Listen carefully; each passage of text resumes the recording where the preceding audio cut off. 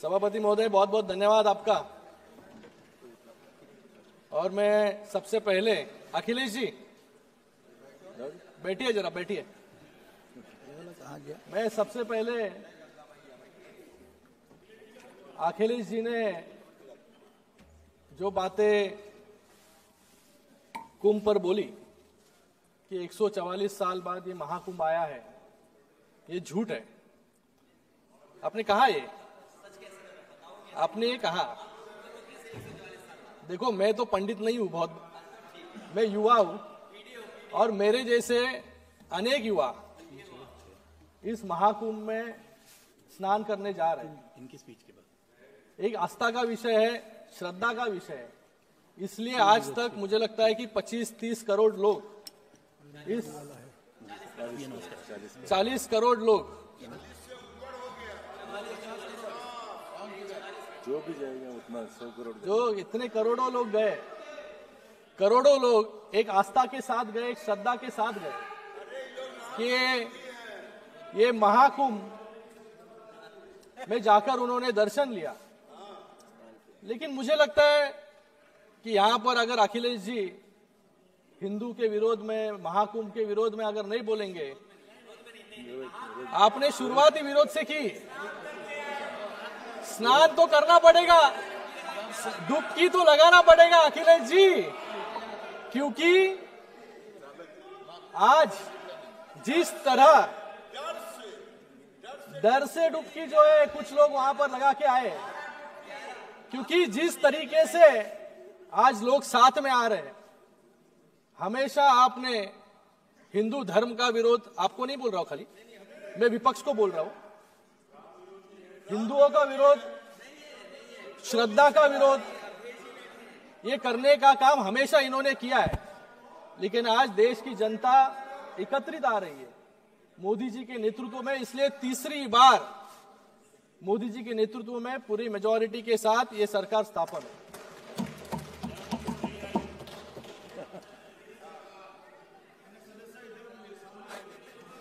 आज मैं यहां पर इस बजट,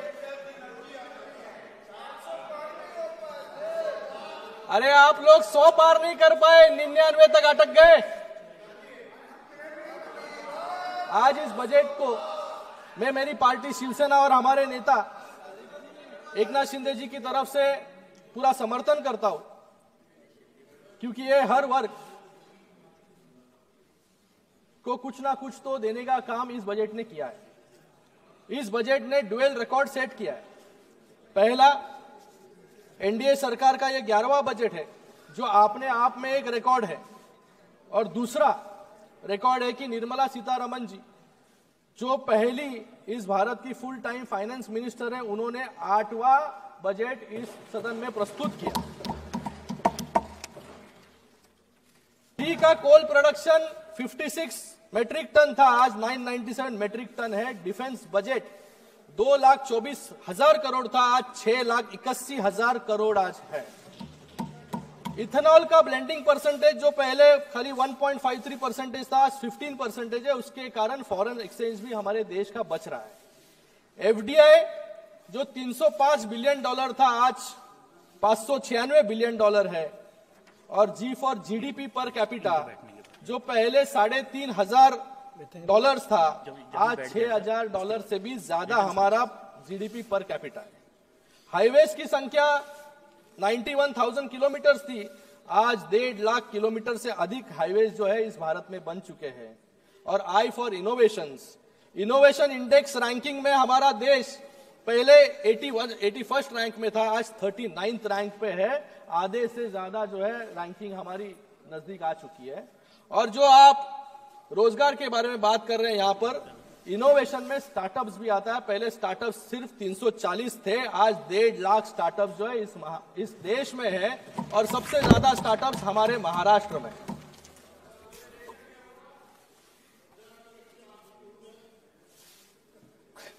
महाराष्ट्र इतना बड़ा राष्ट्र है। कुछ दिन पहले ही दिल्ली के चुनाव रिजल्ट्स आए। मैं एनडीए को यहां पर बधाई देता हूं एक ऐतिहासिक जीत के लिए, और विपक्ष को भी बधाई देता हूं ऐतिहासिक हार के लिए। विपक्ष के लोग कहते थे कि एनडीए इस जन्म में राम मंदिर नहीं बना पाएगी, 370 कलम नहीं हटा पाएगी, और कुछ लोग कह रहे थे कि इस जन्म में मोदी जी तो आम आदमी पार्टी को कभी हरा नहीं पाएंगे। इस 10 साल में राम मंदिर भी बन गया, 370 भी हट गया, और इस दिल्ली में सरकार भी बन गई, और आप इस जन्म में ही यूनिफॉर्म सिविल कोड भी इस देश में आएगा। जो व्यक्ति अपने आप को पीएम इन वेटिंग समझते थे, नई दिल्ली की जनता ने उनका टिकट ही काट दिया, क्योंकि इस नई दिल्ली में इतने साल तक एक परिवार रहा, अपने घर में खाता खोलने के लिए उनको इतने सालों तक परिश्रम, वेटिंग, और आने वाले समय में और वेटिंग करना पड़ेगा। कुछ लोग ईवीएम पर सवाल उठा रहे हैं यहां पर कि फर्जी वोटर जोड़ दिए गए। मैं उनको बताना चाहूंगा, we gave people economic growth and people blessed us with. जनता को आर्थिक विकास दिया, इसलिए और जनता ने हमें पूर्ण बहुमत दिया। में भी और महाराष्ट्र में भी हमें मिला, और आज दिल्ली में भी। पिछले 10 वर्षों में सिर्फ इकोनॉमिक इंडिकेटर्स ही नहीं, इलेक्ट्रोल इंडिकेटर्स पर भी हमने रिकॉर्ड स्थापित किए हैं। 2014 में एनडीए की सरकार सिर्फ 7 राज्यों में थी और कांग्रेस की सरकार 13 राज्यों में थी, लेकिन 2025 में आज एनडीए की सरकार 21 राज्यों में है और कांग्रेस की सरकार सिर्फ 4 राज्यों में बची है। आज बेईमानी तो आप लोगों ने लोकसभा के टाइम की। लोकसभा के टाइम आपने लोगों को फंसाने का काम किया, लोगों को आपने गुमराह किया, इसलिए कुछ वोट्स आप लोगों को मिले, लेकिन लोगों को जो है हमेशा आप गुमराह नहीं कर पाए। उसका नतीजा दिल्ली इलेक्शन हो, महाराष्ट्र इलेक्शन हो, आपको दिखाई दिया। माननीय और आने वाले समय में शिंदे जी, आप इधर देख के उधर बोलिए, इधर देख के बोलिए, आज इधर देख के बोलिए, किसी को भी बोलिए आप। सुनिए, बैठ जाइए। यादव जी, बैठ जाइए। यादव जी बैठिए। यादव जी, अखिलेश जी बिठाइए उनको, अखिलेश बिठाइए। धन्यवाद। अवधेश जी, आज अवधेश जी आराम से बैठिए, आराम से बैठिए। आज अरे सुनिए यार, आज इंडी गठबंधन, हमने आपका सुना है, हमारा भी सुनिए। हम लोग ने देखो अखिलेश जी का पूरी चुपचाप बैठ के ध्यान से सुना। आप भी हमारा ध्यान से सुनिए। आप ध्यान लगा दीजिए। आज इंडी गठबंधन में आज इंडी गठबंधन एक क्रिकेट टीम की तरह है, जिसमें कांग्रेस नाम का एक बैट्समैन है जो हर एक को रन आउट करने के पीछे लगा है। जो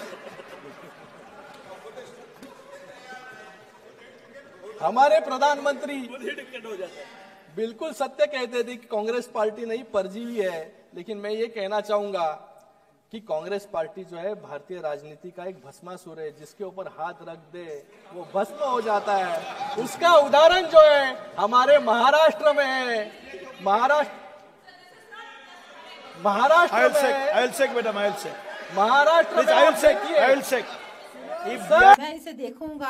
मैं इसे देखूंगा।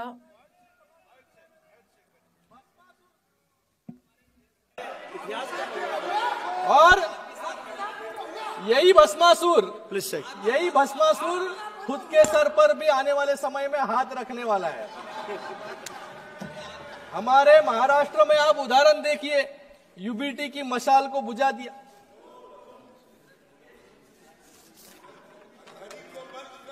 घड़ी को जो सबसे ज्यादा विधायक चुन के आते थे, आज उनकी परिस्थिति क्या हो गई है। और जिन्होंने हिंदुत्व छोड़ा, आइडियोलॉजी के साथ कॉम्प्रोमाइज किया, आज उनके साथ क्या परिस्थिति हो गई है महाराष्ट्र में आके आप देख लीजिए।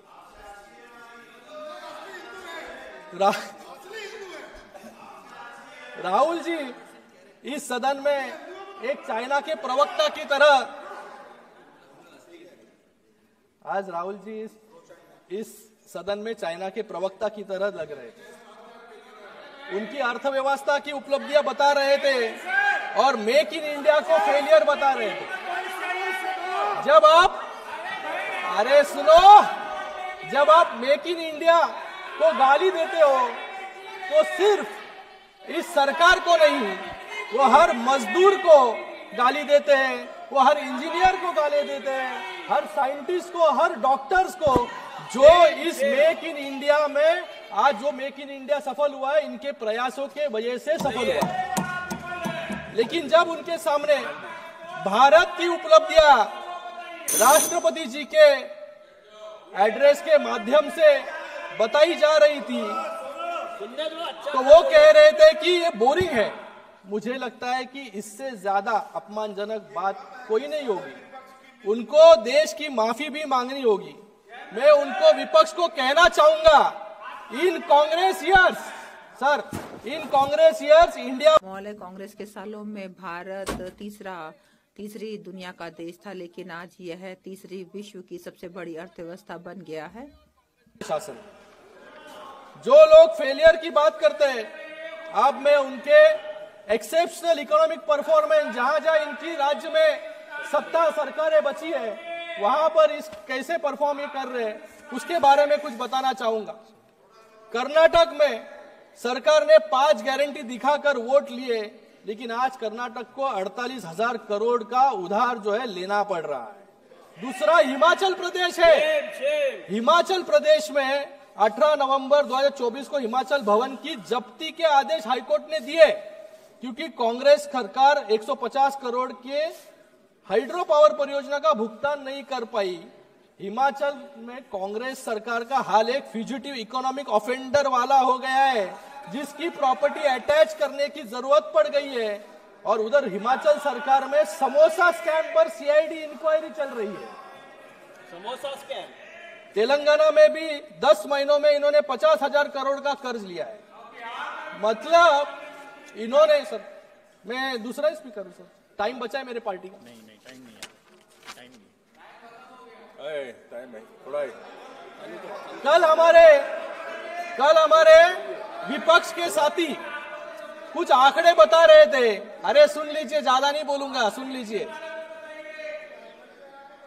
कुछ आंकड़े बता रहे थे और बता रही थी कि सर, बैठिए दादा, नहीं नॉन स्टॉप कमेंट्री कर रहे हैं सर सब लोग। डोंट डिस्टर्ब, प्लीज बैठिए, प्लीज नॉन स्टॉप कमेंट्री कर रहे हैं। No please. हजम नहीं हो रहा है सर, सच्चाई। कल हमारे विपक्ष की एक साथी कुछ आंकड़े दे रही थी, कुछ बता रही थी कि आज हम सब जो यहाँ बैठे हैं, हर पर एक कर्ज है, लेकिन वो नहीं बताया उन्होंने कि ये कर्ज क्यों है, कैसे हुआ। क्योंकि जब इनकी सरकार थी तो जनता को इन्होंने बैंक समझ लिया था और उस बैंक को 10 साल तक इन्होंने लूटने का काम किया। 1971 में आपने बैंक को नेशनलाइज किया, लेकिन 2014 आते आते बैंकों की हालत ऐसी कर दी कि यूपीए कम और एनपीए ज्यादा सुनाई दे रहा था। और हमने 10 साल में इन सभी बैंकों को एनपीए से बाहर निकालकर आज संरक्षित करने का काम किया। और इन्हीं बैंकों के माध्यम से आज पूरे देश में जो जो लोगों को सुविधा मिल रही है वो इन बैंकों के माध्यम से मिल रही है। Please conclude. Income tax amendment sir, sir अभी सर 1 मिनट प्लीज, 1 मिनट में 1 मिनट में 5 minute sir, 5 minute, give me 5 minute sir. No, ये आपका समय पहले हो चुका है। पहले इनकम टैक्स टेररिज्म हुआ करता था, आज इनकम टैक्स कंप्लायंस है। ये 10 साल की जर्नी हमने की है। मैं एक उदाहरण देना चाहूंगा। ऑयल बॉन्ड्स का 2014 से पहले 1,70,518 करोड़ के ऑयल बॉन्ड्स जारी की गए, लेकिन उस समय की सरकार ने इन्हें चुकाने की कोई चिंता नहीं की।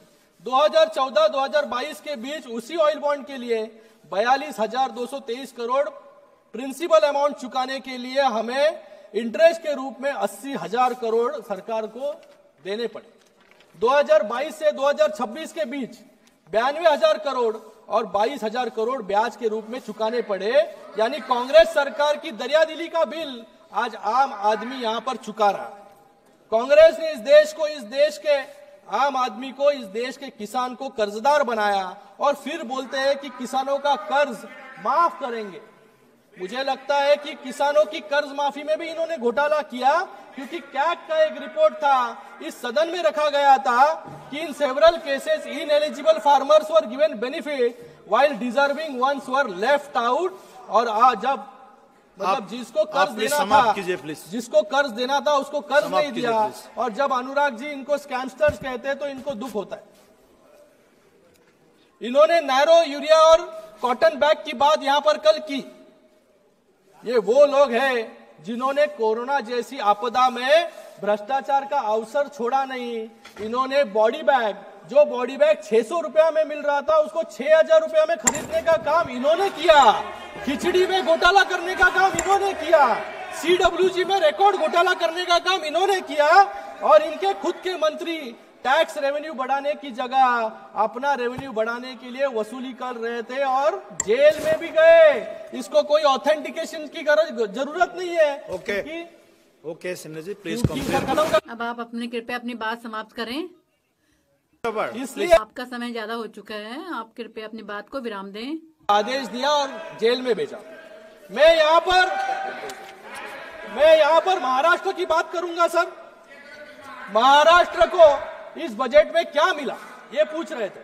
मैं यहां पर कहूंगा कि इस बजट में महाराष्ट्र को क्या क्या मिला। महाराष्ट्र को 76,000 करोड़ वार्ड 1 पोर्ट के माध्यम से मिला है, जो 12 लाख रोजगार जो है हमारे महाराष्ट्र में निर्माण करेगा। टैक्स प्रोसीड्स के माध्यम से 90,000 करोड़ महाराष्ट्र को मिले। MYTP3 के प्रोजेक्ट्स के अंतर्गत 1400 करोड़ महाराष्ट्र को मिले। पुणे मेट्रो में 837 करोड़। उसी के बाद में Mumbai Ahmedabad high speed road 4,300 crore. Sir खत्म करो। फिर मुंबई मेट्रो के लिए 1,600 करोड़, रूरल ट्रांसपोर्ट इंप्रूवमेंट के लिए 683 करोड़ और उसी के साथ में integrated green urban mobility project के लिए 652 करोड़।